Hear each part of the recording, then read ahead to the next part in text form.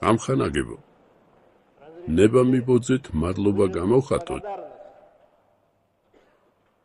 ჩვენი ყრილობის სახელით. ყველა იმ ძმური პარტიისა თუ ჯგუფის მიმართ, რომელთაც პატივი მიაგეს ჩვენს კრებას თავიანთი წარმომადგენლების აქ დასწრებითა თუ მისასალმებელი წერილის გამოგზავნით. მინდა გამოვხატო მადლიერება ამ ძმური მისალმებისთვის, ამ ყეთილი სურვილებისთვის და ნდობისთვის.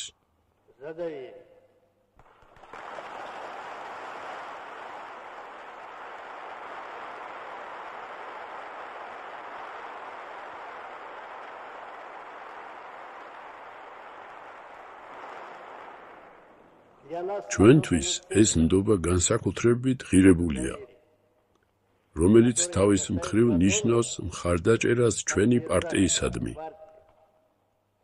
მისი ბრძოლისადმი, რომელიც იბრძვის ხალხთა ნათელი მომავლისთვის, რომელიც იბრძვის ომის გამჩაღებელთა წინააღმდეგ, რომელიც იბრძვის მშვიდობის შესანარჩუნებლად.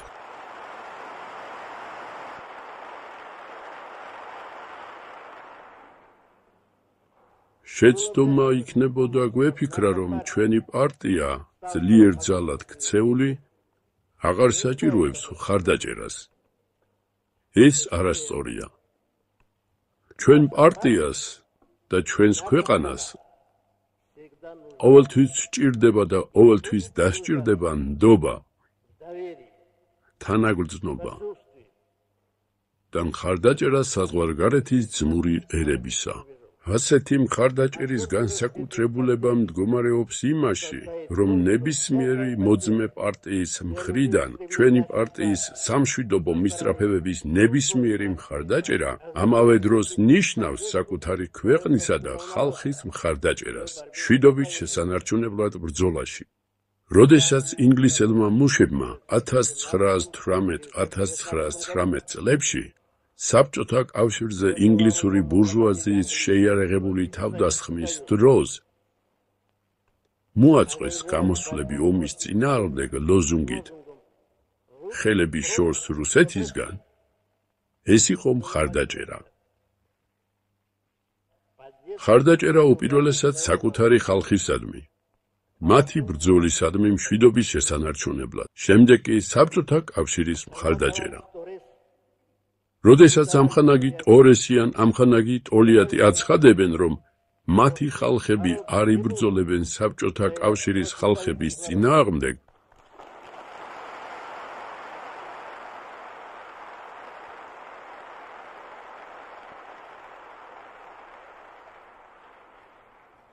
აი ეს არის მხარდაჭერა. უპირველესად ესაა მხარდაჭერა საფრანგეთისა და იტალიის მუშებისა და გლეხების მიმართ, რომელიც იბრძვიან მშვიდობისათვის.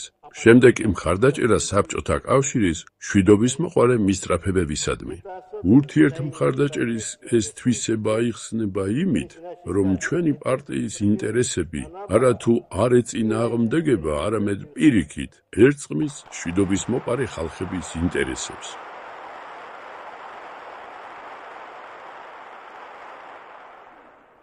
რაც შეეხება საბჭოთა კავშირს, მისი ინტერესები საერთოდ განუყოფელია მსოფლიო სამშვიდობო საქმისგან. ნათელია, რომ ჩვენი პარტია ვერ დარჩება ვალში მოძმე პარტიების წინაშე და ის თავის მხრივ უნდა დაეხმაროს მათ, ისევე როგორც მათ ხალხებს მჩაგვრელთაგან განთავისუფლებისთვის ბრძოლაში, მშვიდობის შესანარჩუნებლად ბრძოლაში. მოგეხსენებათ, ჩვენი პარტია ზუსტად ასე იქცევა. მას შემდეგ, რაც ჩვენი პარტია ძალაუფლებაში მოვიდა 1917 წელს და მას შემდეგ, რაც პარტიამ რეალური ნაბიჯები გადადგა იმ ჩაგვრის წინააღმდეგ, რომელიც კაპიტალისტთა და მიწის მესაკუთრეთა მხრიდან მოდიოდა, მოძმე პარტიების წარმომადგენლებმა აღფრთოვანებულებმა ჩვენი პარტიის გამბედაობითა და წარმატებებით მიანიჭეს მას მსოფლიო რევოლუციონერთა და მშრომელთა მოძრაობის დამრტყმელი ბრიგადის სახელი. ამით მათ გამოხატეს იმედი, რომ დამთმელი ბრიგადის წარმატებები შეამსუბუქებდა იმ ხალხების ყოფას, რომლებიც კაპიტალიზმის უღლის ქვეშ იტანჯებოდნენ. ვფიქრობ, ჩვენმა პარტიამ გაამართლა ეს იმედები, განსაკუთრებით მეორე მსოფლიო ომის დროს, როდესაც საბჭოთა კავშირმა დაამარცხა გერმანელ და იაპონელთა ფაშისტური ტირანია. იხსნა ევროპისა და აზიის ხალხები ფაშისტური მონობის საფრთხისაგან.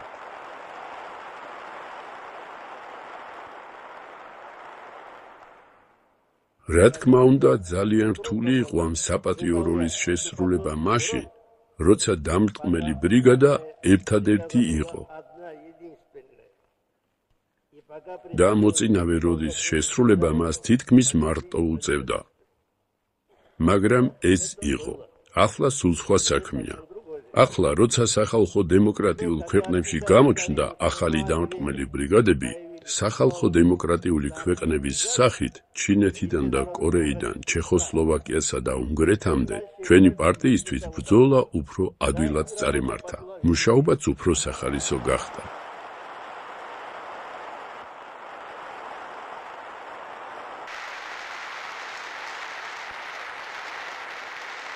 განსაკუთრებულ ყურადღებას იმსახურებს ის კომუნისტური, დემოკრატიული და მუშაგლეხური პარტიები, რომლებიც ჯერ არ მოსულან ხელისუფლებაში და რომლებიც აგრძელებენ მუშაობას ბურჟუაზიული დრაკონული კანონების ქვეშ.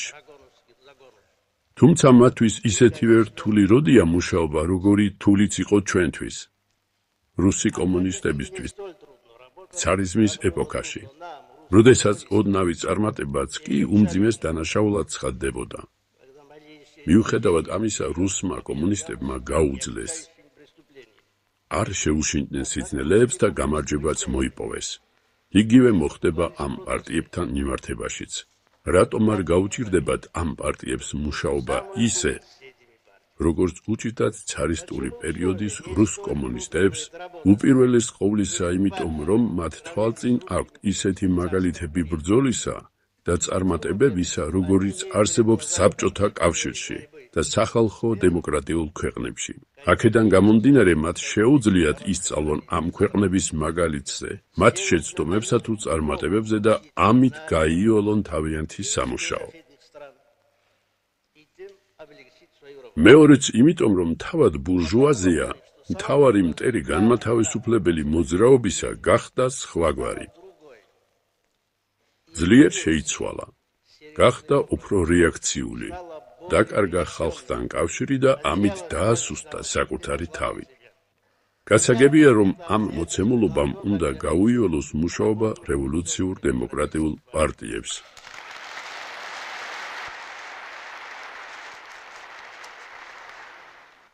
ადრე ბურჟუაზია თავს უფლებას აძლევდა ყოფილიყო უფრო ლიბერალური. იცავდა ბურჟუაზიულ დემოკრატიულ თავისუფლებებს და ამით იქმნიდა პოპულარობას ხალხში.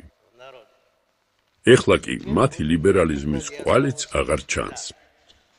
ჩამოეხსნა ნიღაბი და აღარ არსებობს მათი ეგრეთ წოდებული პიროვნების თავისუფლება. ადამიანის თავისუფლებას ისინი ცნობენ მხოლოდ მათთვის, ვისაც ქონება აქვს. სხვა დანარჩენი მოქალაქეები კი ადამიანურ ნედლეულად და ექსპლუატაციისთვის განწირულ მასალად ითვლება. ფეხქვეშ გაითელა ხალხისა და ერების თანასწორობის პრინციპი. ის შეცვალა ექსპლუატატორი უმცირესობის სრულუფლებიანობამ და ექსპლუატირებული უმრავლესობის უუფლებიანობამ. დროშა ბურჟუაზიულ დემოკრატიულ თავისუფლებისა ზღვაშია გადაგდებული. მე ვფიქრობ, რომ ეს დროშა თქვენ უნდა აღმართოთ კომუნისტურ დემოკრატიული პარტიების წარმომადგენლებმა და წინ წაიმზღვაროთ, თუ კი გინდათ თქვენს ირგვლივ შემოიკრიბოთ ხალხის უმრავლესობა. სხვა არავინაა ამ დროშის აღმმართველი. ადრე ბურჟუაზია ითვლებოდა ხალხის მმართველად. ის იცავდა ხალხის თავისუფლებასა და უფლებებს. აყენებდა მათ ყველაზე მაღლა. ეხლა კი კვალიც აღარ დარჩა ნაციონალური პრინციპებისა. ეხლა ბურჟუაზია ხალხის უფლებებსა და თავისუფლებას დოლარებზე ყიდის.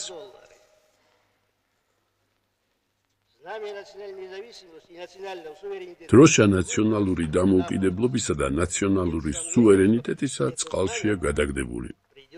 ეჯგარეშია, რომ ამ დროშის აღმართვა მოგიწევთ თქვენ კომუნისტურ დემოკრატიულ პარტიებს. თუ კი გინდათ, რომ იყოთ თქვენი ქვეყნის პატრიოტები, თუ კი გინდათ გახდეთ მმართველი ძალა ქვეყნისა, სხვა არავინა ამ დროშის აღმმართველი.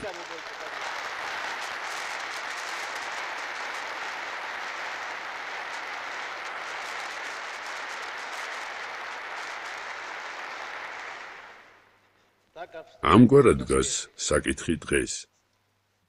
ნათელია, რომ ყველა ამ გარემოებამ ხელი უნდა შეუწყოს ხელისუფლებაში მოსასვლელ კომუნისტურ და დემოკრატიული პარტიების მუშაობას. შესაბამისად, არსებობს ყველანაირი საფუძველი, რომ ვიმედოვნოთ ძმური პარტიების წარმატების და გამარჯვებისა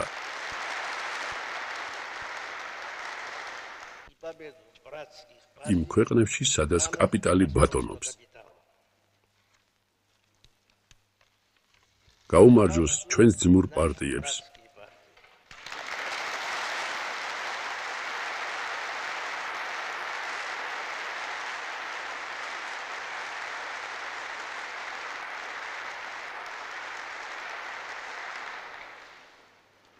დიდხანს სიცოცხლე და ჯანმრთელობა ძმური პარტიების ლიდერებს.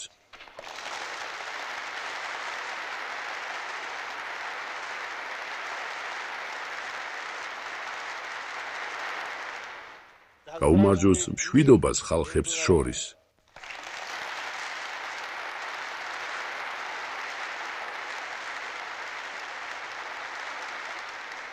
შორს ომის გამჩაღებლები.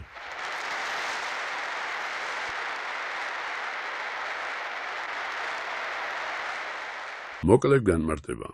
ვინ არიან ბურჟუები, ვინ არიან კაპიტალისტები და რაში გამოიყატება ხალხის ჩაგვრა, რასთან ბრძოლასაც სტალინმა მთელი თავისი სიცოცხლე უწუნა. აი რას გვასხობს დღეს ესე მოდაში ხელოვნური ინტელექტი. ბურჟუაზია არის საზოგადოებრივი ფენა, რომელიც წარმოიშვა შუა საუკუნეების ბოლოს და ძირითადად მოიცავდა მეწარმეებს, ვაჭრებს და კაპიტალის მფლობელებს. ბურჟუაზია გახდა მთავარი სოციალური კლასი კაპიტალიზმის ეპოქაში, რადგან მათი ეკონომიკური ძალაუფლება გაიზარდა და შესაბამისად პოლიტიკური გავლენაც. კაპიტალისტები თავის მხრივ არიან ადამიანები, რომელიც ფლობენ საწარმოო საშუალებებს, ქარხნები, ბანკები, მიწები და ასე შემდეგ და იღებენ მოგებას დაქირავებული მუშაფერის შრომით. მათი მთავარი მიზანია კაპიტალის დაგროვება და ბაზრის გაფართოება. ხალხი ჩაგვრა კაპიტალიზმში გამოიხატება იმაში, რომ მუშები ექსპლუატაციაში არიან. ისინი ქმნიან პროდუქციას, მაგრამ ამ პროდუქტიდან მიღებული მოგების დიდი ნაწილი კაპიტალისტებს რჩებათ. ეკონომიკური უთანასწორობა იზრდება. მცირე ელიტა აკონტროლებს სიმდიდრეს, მაშინ როცა უმრავლესობა მინიმალური შემოსავლით ცხოვრობს. შრომითი პირობები ხშირად არასამართლიანია. დაბალი ხელფასები, ხანგრძლივი სამუშაო საათები და შრომითი უსაფრთხოების იგნორირება. ბაზრის მონოპოლიზაცია. მსხვილი კომპანიები ანადგურებენ მცირე ბიზნესებს და მთლიანად აკონტროლებენ ეკონომიკას. სახელმწიფო კაპიტალისტების სამსახურშია. ხშირად კანონები და რეგულაციები სწორედ მათი ინტერესების დასაცავად მიიღება. ამ პროცესმა ისტორიაში არაერთხელ გამოიწვია რევოლუციური და მუშათა პროტესტები, რადგან ადამიანები ეძებდნენ უფრო სამართლიან სოციალურ წყობას.